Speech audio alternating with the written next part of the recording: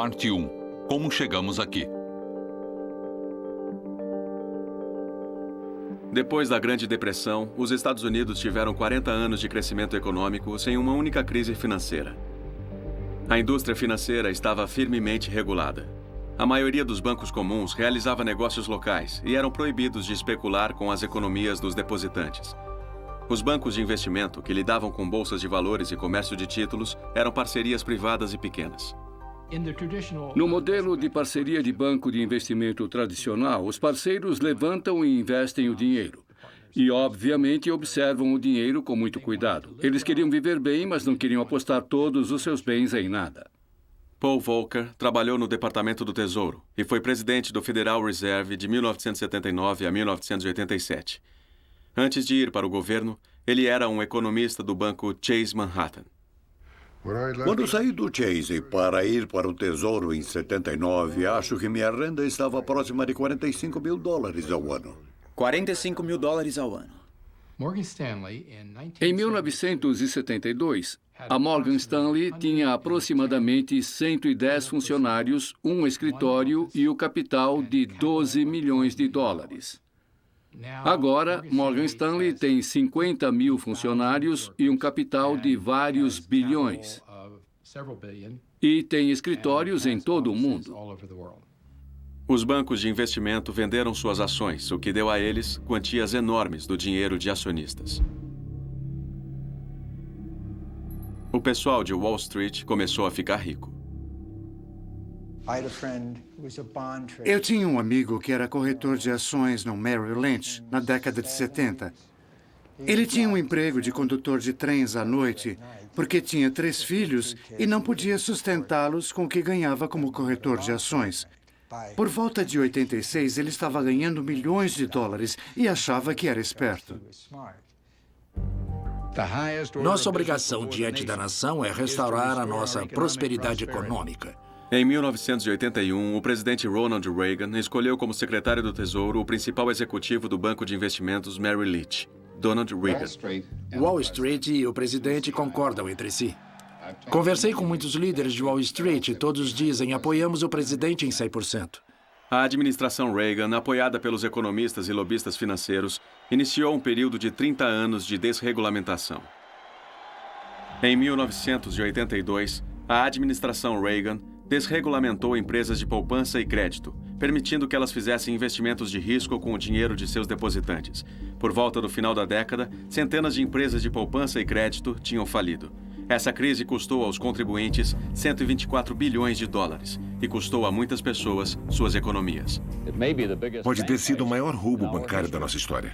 Milhares de executivos de poupança e crédito foram para a cadeia por saquearem suas empresas. Um dos casos mais extremos foi o de Charles Keating. Sr. Keating, tem algo a dizer? Em 1985, quando os fiscais começaram a investigá-lo, Keating contratou um economista chamado Alan Greenspan. Nesta carta aos fiscais, Greenspan elogia os planos de negócios sólidos e a perícia empresarial de Keating e diz que ele não via nenhum risco em permitir que Keating investisse o dinheiro de seus clientes. Keating aparentemente pagou a Greenspan $40 mil. Charles Keating foi para a prisão pouco depois. Quanto a Alan Greenspan, o presidente Reagan o indicou para presidente do Banco Central dos Estados Unidos, o Federal Reserve. Greenspan foi indicado novamente pelos presidentes Clinton e George W. Bush. Durante a administração Clinton, a desregulamentação continuou com Greenspan e o secretário do Tesouro, Robert Rubin, o antigo principal executivo do banco de investimentos Goldman Sachs, e Larry Summers, professor de economia de Harvard. O setor financeiro, Wall Street, sendo poderosa, tendo lobbies, tendo muito dinheiro, pouco a pouco atraiu o sistema político. Sabe, dos dois lados, democrata e republicano. No final da década de 1990, o setor financeiro tinha se consolidado em poucas empresas gigantescas.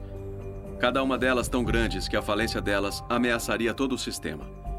E a administração Clinton as ajudou a se tornarem ainda maiores.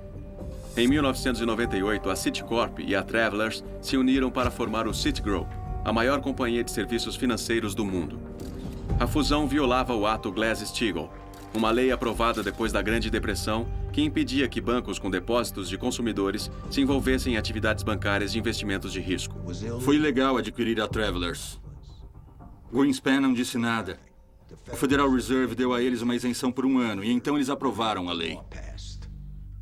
Em 1999, com estímulo de Summers e Rubin, o Congresso aprovou o Ato Gramm-Leach-Bliley, conhecido por alguns como o Ato de Socorro ao Citigroup.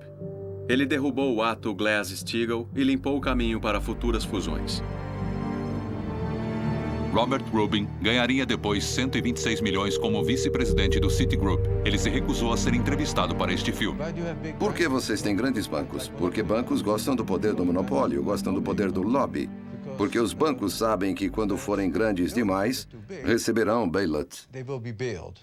Os mercados são inerentemente instáveis, ou pelo menos potencialmente instáveis. Uma metáfora apropriada são os navios de petróleo. Eles são muito grandes e, portanto, você tem que colocar compartimentos para impedir o derramamento de petróleo no caso do navio emborcar. O projeto do navio levou isso em consideração. E, depois da depressão, as leis, na verdade, apresentavam esses compartimentos seguros. E a desregulamentação levou ao fim dos compartimentos. A crise seguinte aconteceu no final dos anos 1990. Os bancos de investimentos alimentaram uma bolha enorme em ações da internet, que foi seguida por uma quebra em 2001 que causou a perda de 5 trilhões de dólares em investimentos. A Comissão de Valores Mobiliários, a agência federal que foi criada durante a Depressão para controlar os bancos de investimentos, não havia feito nada. Na ausência de uma ação federal significativa, e não houve nenhuma, e dada a clara falha do autoajuste, se tornou necessário que outros entrassem e adotassem as proteções necessárias. A investigação de Elliot Spitzer revelou que os bancos de investimentos tinham promovido empresas da internet que eles sabiam que iriam falir. Analistas de ações tinham sido pagos baseados na quantidade de negócios que eles trouxeram, e o que eles disseram publicamente era bastante diferente do que diziam em particular. A InfoSpace recebeu a taxa mais alta de possibilidade, o que foi rejeitado por um analista como sendo uma porcaria. Entusiasmo também altamente taxado, chamado de uma grande porcaria. A defesa que foi oferecida por muitos dos bancos de investimentos não foi "vocês estão errados". Foi "todo mundo está fazendo isso e todo mundo sabe o que está acontecendo. E, portanto, ninguém deveria confiar nesses analistas". Em dezembro de 2002, 10 bancos de investimentos liquidaram o caso por um total de 1,4 bilhões de dólares e prometeram mudar seus métodos. Scott Talbot é o chefe lobista do Comitê de Serviços Financeiros, um dos mais poderosos grupos em Washington, que representa quase todas as maiores empresas financeiras do mundo.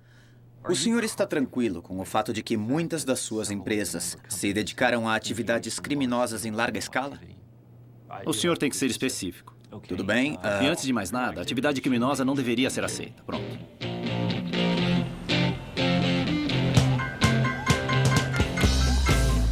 Empresas prontas para pagar multas. Quão corrupto ele é. Desde que a desregulamentação começou, as maiores empresas financeiras foram pegas lavando dinheiro, enganando clientes e fraudando seus livros de novo e de novo e de novo. JP Morgan subornou oficiais do governo. JP Morgan esclarece o caso de suborno. Riggs Bank, lavagem de dinheiro para o ditador chileno Augusto Pinochet. Credit Suisse lavou dinheiro para o Irã. A Credit Suisse ajudou a lavar dinheiro para o programa nuclear iraniano e para a Organização de Indústrias Aeroespaciais do Irã, que constrói mísseis balísticos. Qualquer informação que possa identificar isso como iraniano seria removida. O banco foi multado em 536 milhões de dólares. O Citibank ajudou a lavar 100 milhões de dólares do dinheiro de drogas do México. A perda de qualquer documento ligado com a conta? 9 de novembro de 1999. Eu disse de brincadeira, foi nos estágios iniciais, eu não quis dizer seriamente. Entre 1998 e 2003, Fannie Mae excedeu seus ganhos em mais de 10 bilhões de dólares. Esses padrões de conta são altamente complexos e requerem determinações sobre as quais os peritos às vezes discordam. O principal executivo, Franklin Raines, que era o diretor de orçamento do presidente Clinton, recebeu mais de 52 milhões de dólares em bônus. Fraude da UBS, multada em 780 milhões de dólares. Para negar impostos, eles se recusaram a cooperar com o governo dos Estados Unidos. O senhor poderia fornecer os nomes? se for feito um acordo. Não há nenhum acordo. O senhor concordou em participar de uma fraude. A IG deve oferecer 1,6 bilhões de dólares para ajustar as contas com os fiscais. Como os bancos ajudaram a fraude da Enron? Enron foi ajudada a omitir fraude, multada em 385 milhões de dólares. Mas enquanto as companhias enfrentam multas sem precedentes, as firmas de investimento não têm que admitir nenhum erro. Quando você é grande assim, está lidando com tantos produtos e tantos consumidores, erros acontecem. A indústria de serviços financeiros parece ter um nível de criminalidade que é de alguma forma característico. Quando foi a última vez que a Cisco ou a Intel, Google, Apple, IBM, você sabe... Concordo com você sobre a alta tecnologia versus os serviços financeiros. Como assim? Ora, a alta tecnologia é um negócio fundamentalmente criativo, onde a geração de ações e a renda deriva da criação de alguma coisa nova e diferente. Iniciando na década de 1990, a desregulamentação e avanços na tecnologia levaram a uma explosão dos produtos financeiros complexos, chamados derivados. Economistas e banqueiros afirmam que eles tornaram os mercados mais seguros, mas ao invés disso, os tornaram mais instáveis.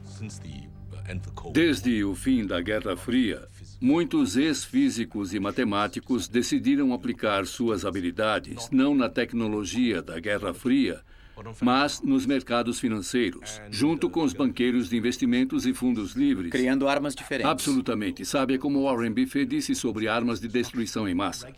Fiscais, políticos e executivos não levaram a sério a ameaça da inovação financeira na estabilidade do sistema financeiro. Usando derivados, banqueiros podiam jogar em virtualmente qualquer coisa. Eles podiam apostar no aumento ou queda do preço do petróleo, na falência de uma empresa e até mesmo no tempo. No final dos anos 1990, os derivados eram um mercado descontrolado de 50 trilhões de dólares.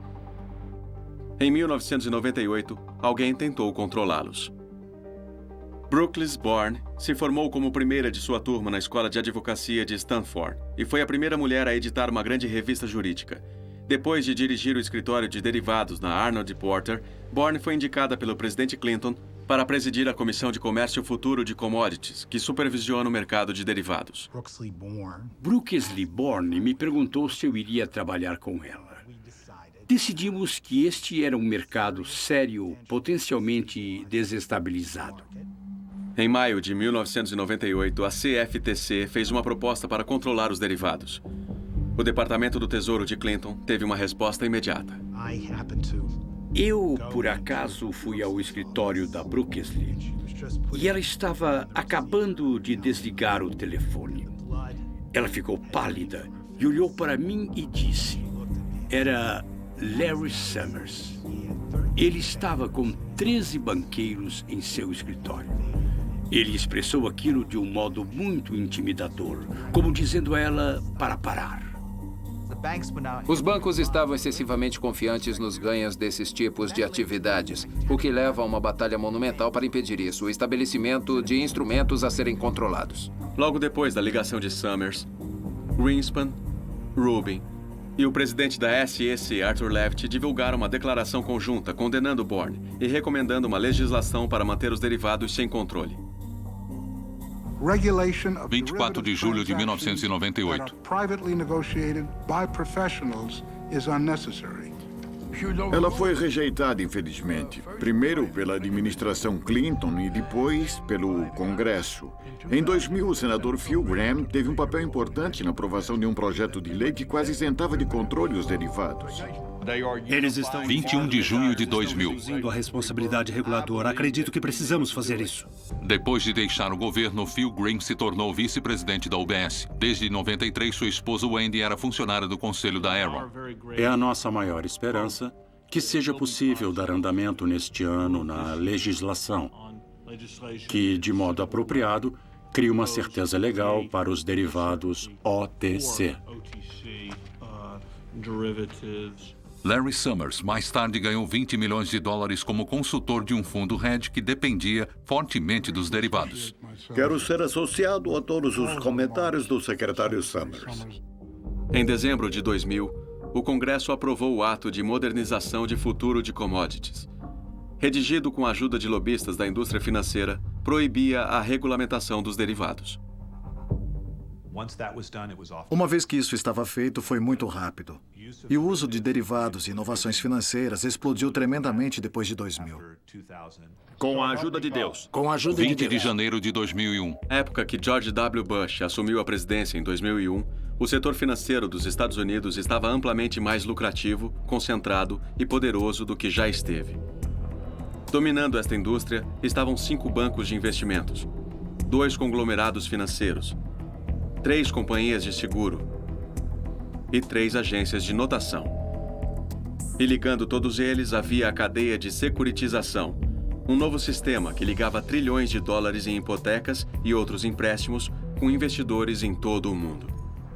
Há 30 anos, se você pegasse um empréstimo para uma casa, a pessoa que lhe emprestava o dinheiro esperava que você lhe restituísse. Você pegava um empréstimo de um credor que queria que você lhe devolvesse o dinheiro. Nós desenvolvemos a securitização pela qual as pessoas que fazem um empréstimo não estão mais em risco se há uma falha na restituição. No sistema antigo, quando um proprietário pagava sua hipoteca todos os meses, o dinheiro ia para o seu credor local. E como hipotecas levavam décadas para serem pagas, os credores eram cuidadosos. No novo sistema, os credores vendiam as hipotecas para bancos de investimentos. Esses bancos combinavam milhares de hipotecas e outros empréstimos, incluindo empréstimos para carros, para estudantes e dívidas de cartões de crédito, para aumentar derivados complexos chamados de obrigações de dívida colateralizadas ou CDOs. Os bancos de investimentos vendem, então, os CDOs para os investidores. Agora, quando os proprietários pagavam suas hipotecas, o dinheiro ia para os investidores de todo o mundo. Os bancos de investimentos pagavam agências de notação para avaliar os CDOs. E a muitas delas foi dada uma notação A, triplo, que é o mais alto grau de investimento possível. Isso tornou os CDOs populares nos fundos de aposentadoria, que poderiam apenas adquirir calções altamente avaliadas. Este sistema era uma bomba relógio. Os credores não tinham mais cuidado em saber se o mutuário poderia pagar, então começaram a fazer empréstimos mais arriscados. Os bancos de investimentos não se importavam também. Quanto mais CDOs eles vendiam, mais altos eram seus lucros. E as agências de notação, que eram pagas pelos bancos de investimentos, não tinham nenhuma responsabilidade se suas notações de CDOs estivessem erradas. Eles estariam se arriscando muito e não havia restrições regulatórias. Então era o sinal verde para aprovar mais e mais e mais empréstimos. Entre 2000 e 2003, o número de empréstimos de hipotecas feitos a cada ano quase quadruplicou. Todo mundo nesta cadeia de securitização, desde o início até o fim, não se importava com a qualidade da hipoteca.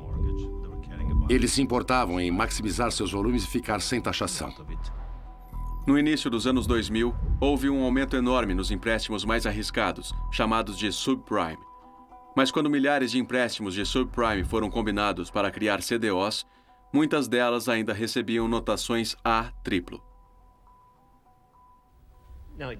Agora, teria sido possível criar produtos derivados que não tivessem esses riscos, que carregassem o equivalente dedutível, onde existissem limites nos riscos que poderiam ser assumidos e assim por diante. Eles não fizeram isso, fizeram? Eles não fizeram, mas deveriam ter feito. Esses caras sabiam que estavam fazendo algo perigoso? Acho que sabiam. Os bancos de investimento, na verdade, preferiam os empréstimos subprime, porque eles podiam carregar altas taxas de juros. Isso levou a um aumento enorme no empréstimo predatório. Mutuários foram desnecessariamente colocados em empréstimos subprime e muitos deles foram dados a pessoas que não poderiam pagá-los. Todos os incentivos que as instituições financeiras ofereciam para seus corretores de hipotecas estavam baseados na venda dos mais rentáveis produtos, que eram os empréstimos predatórios.